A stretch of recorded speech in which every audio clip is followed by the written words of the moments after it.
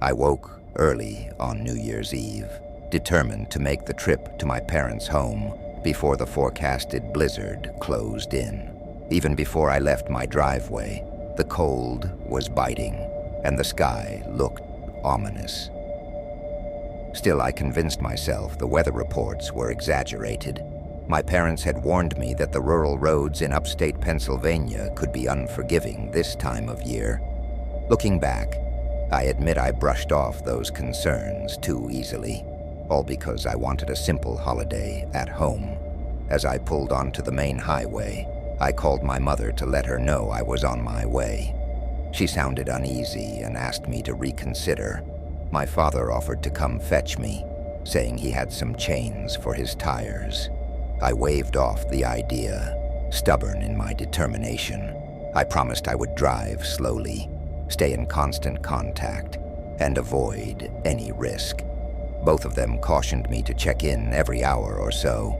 I remember agreeing, though part of me felt a subtle twinge of worry, like a soft warning bell in the back of my mind. Not long after I turned onto the quieter country route, the snow started coming down fast. The wipers barely managed to clear my windshield, and ice began forming around the edges of the glass. In my mirrors, I caught sight of a few cars sliding precariously on the icy surface. Some had already pulled over, half buried under rising drifts that stretched as far as I could see. A feeling of dread set in as the world turned white, and it became impossible to gauge where the road ended and the snowbanks began. The steady hum of my car engine did little to calm my nerves. Visibility was shrinking by the minute, and I found myself leaning forward over the steering wheel, trying to make out the faint lines of the pavement. My stomach knotted when I realized there were almost no passing vehicles. Everyone else seemed to have heeded the warnings, leaving me practically alone on these desolate back roads. With each mile, I felt a mounting pressure to decide whether I should push onward or stop before it became too late. My father's voice echoed in my mind, reminding me that he would come if I got stuck. It was a comforting thought, but also a nagging worry. If I called him, would he brave this storm and put himself in danger? My mother, meanwhile, kept texting me, imploring me to be cautious.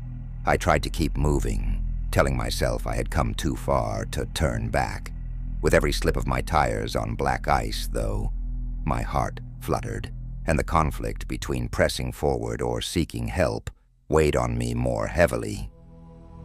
Eventually, my fear won out. The roads became so slick that steering felt impossible, and I could scarcely see more than a few feet ahead. I guided my car onto the shoulder, shaky with anxiety. The wind howled around me, rattling the windows in a relentless gust. Dialing my parents once more, I told them I had stopped. My mother's voice trembled as she urged me to stay put until they decided if my father could make it out here. I remember glancing into the white expanse beyond my headlights, realizing that this was only the beginning of a night I would never forget. I sat in my car for what felt like countless minutes, watching the snow pile higher around my tires. The howling wind and plunging temperatures pressed on my nerves until my hands shook on the steering wheel. At first, I told myself I should simply wait for my father's rescue, but I kept picturing him on these same treacherous roads, sliding on patches of ice. The thought of putting him in danger tightened my chest. With a trembling sigh, I decided to try driving again, hoping to cover at least a bit more distance in case the storm intensified further. Soon, I realized just how foolish that idea was. My windshield wipers groaned under the weight of the thickening snow, and my phone's battery alert chimed ominously, announcing its slow death in the relentless cold. Adding to that, my car's heating was beginning to falter, and I could already feel my toes growing numb. The edges of my vision blurred with panic whenever the tires slipped on hidden ice. I strained my eyes, searching for some sign of safety, anything that might help me avoid freezing in place. Then I spotted headlights piercing through the swirling snow. At first, I thought it was another stranded driver, but as the lights drew closer, the shape emerged, a massive snowplow groaning along the buried road. Relief flooded me, loosening the knot of fear I had been holding in my chest. I waved my arm out the window, half standing against the biting wind as I tried to flag it down. When the driver slowed, I thanked my good fortune, convinced that this was my chance at rescue. A moment later, I was close enough to see the operator through the frosty windshield. He was an older man, looking weathered by years of hard labor. His voice rasped through the roar of the storm when he told me to hop in if I wanted to find some place warm. Something in his tone made the hair on my neck prickle, but desperation trumped my caution. I grabbed my bag, locked my car, and waded through knee-deep drifts to climb into the towering cab. Once inside, an unpleasant odor of stale liquor hit me. My eyes fell on empty bottles rattling around the passenger's side. My unease intensified when I noticed a worn-out cloth on the floor hiding the blade of a knife. I forced my voice to remain steady, asking where we were headed. He only grunted something about finding a better road, and then jabbed a finger at a battered GPS device mounted on the dashboard. Despite a flutter of panic at the back of my mind, I tried to convince myself I was safer with him than alone in my disabled car. Moments later, the tension rose higher. Every time the GPS announced a turn, he seemed to ignore it, veering off in another direction without explanation. I tried to speak up, suggesting we follow the recommended route, but his gruff response shut me down. My mother's voice echoed in my thoughts, telling me to be careful, and I sent her a quick message to let her know I was no longer alone. I prayed that my father would not drive out to find me, especially now that I was stuck in a situation that felt increasingly dangerous. The wind howled, the snowplow rumbled on, and my heart pounded with every uncertain mile. I felt my nerves fraying each time the driver barked at the GPS.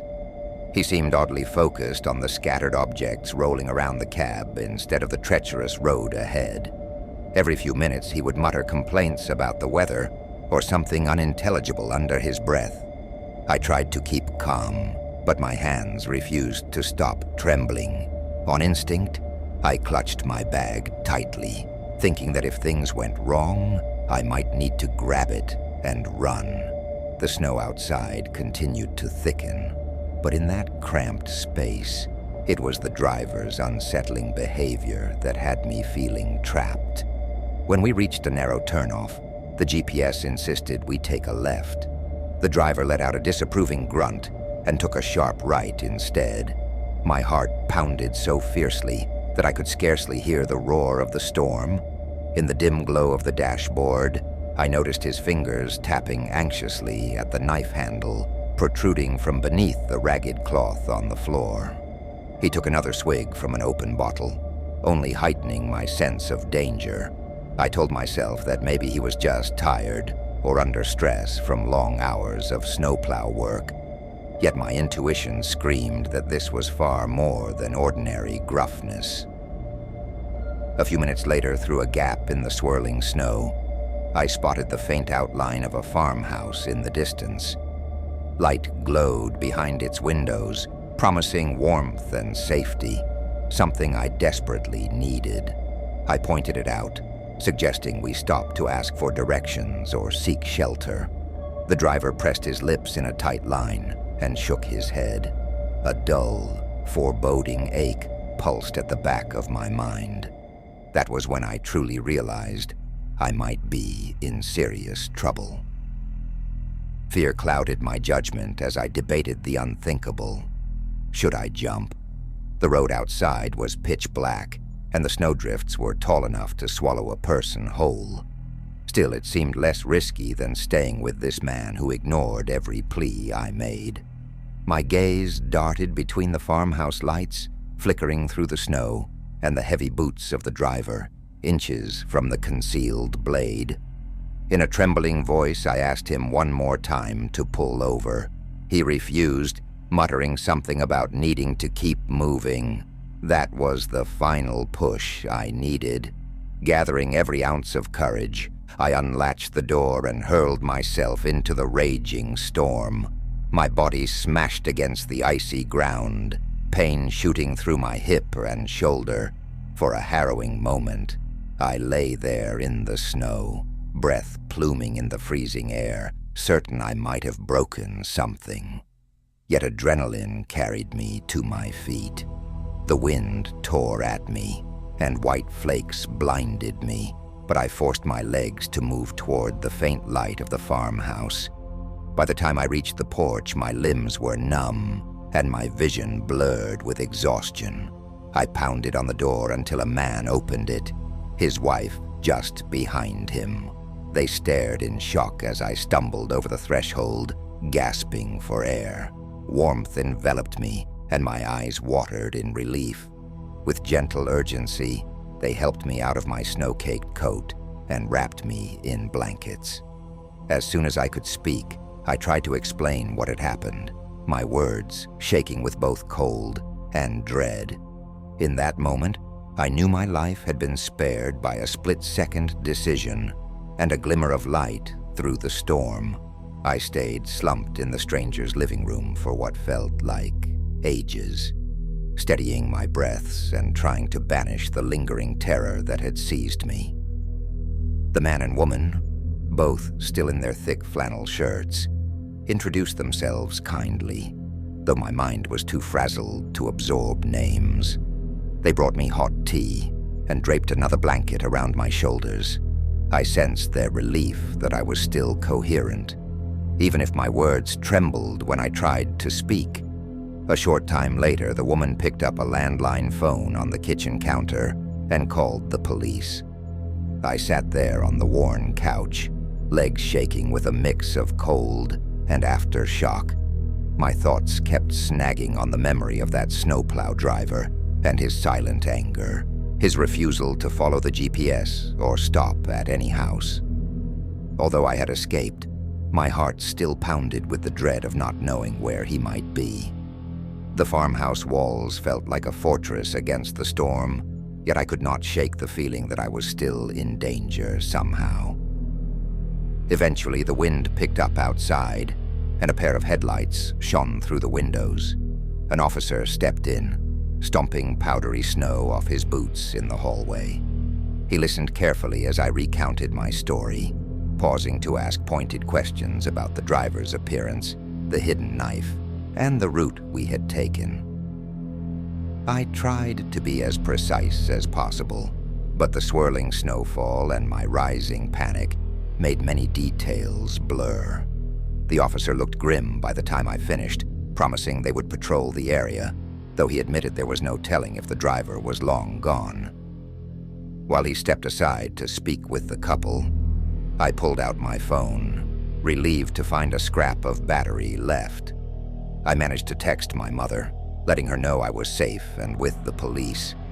Almost at once my phone rang, and I heard my parents' voices flooding through the speaker. They sounded frantic, and though I wanted to reassure them, my words kept catching in my throat. I explained the basics, still in shock. My father insisted he would meet me wherever I was. The officer nodded when I relayed that message, saying he would escort me the rest of the way. The ride to my parents' home was tense but calmer than the ordeal I had just survived. The cruiser's heater blew warm air against my feet, and I finally stopped shivering. We passed my abandoned car, now half buried under a mountain of snow. The officer promised to return for it once the storm had eased. Through the haze of swirling flakes, I searched for any sign of the snowplow but saw only empty roads. A vague unease weighed on me, knowing that the driver was still out there, hidden somewhere in that endless white. My parents were waiting outside when we arrived. their coats clutched tight around them.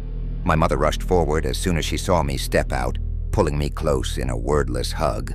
My father clapped the officer's shoulder in grateful relief.